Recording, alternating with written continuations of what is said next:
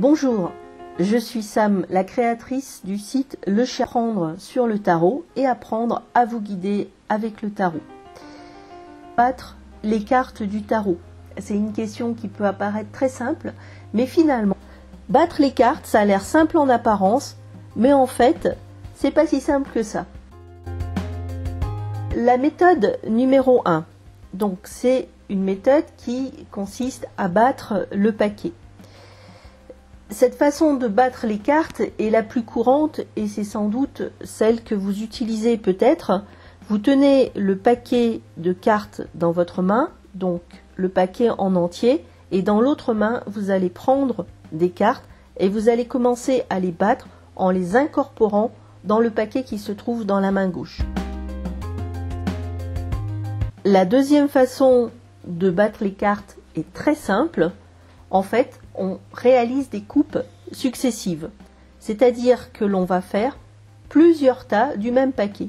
On prend le paquet et on fait plusieurs tas de tailles différentes et autant de tas que l'on souhaite.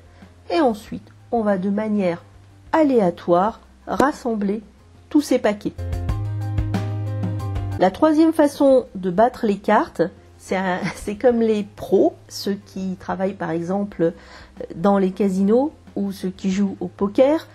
On va partager le paquet en deux et on va incliner les paquets de façon à incorporer une pile dans l'autre en actionnant les cartes avec les pouces.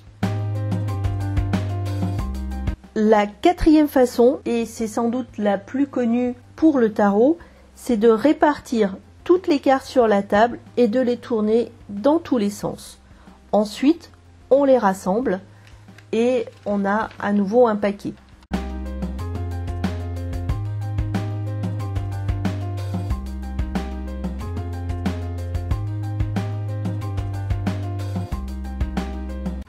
Alors, il n'y a pas une méthode pour battre les cartes, bien évidemment, et la meilleure sera celle qui vous plaît le plus. Vous pouvez aussi adapter votre façon de battre les cartes au tirage que vous souhaitez faire. Par exemple, un tirage en coupe, eh bien, vous pouvez utiliser la méthode des paquets, des coupes successives pour battre les cartes. Si vous travaillez avec des cartes inversées ou renversées, vous pouvez utiliser la dernière méthode qui est excellente pour cela puisque les cartes vont apparaître vraiment dans tous les sens et ça va vous permettre d'avoir quelque chose d'assez uniforme. Alors si vous pouvez également, donc ça peut être intéressant par exemple si vous faites un tirage à 3 cartes et que vous travaillez avec des cartes à l'endroit et à l'envers. Si vous ne travaillez qu'avec des cartes à l'endroit, la première méthode est une excellente méthode et c'est sans doute la façon la plus courante de battre les cartes. En tous les cas, méthodes préférées sont la méthode numéro 1 et la méthode numéro 3, puisque je n'utilise pas le système des cartes à l'envers dans l'interprétation du tarot.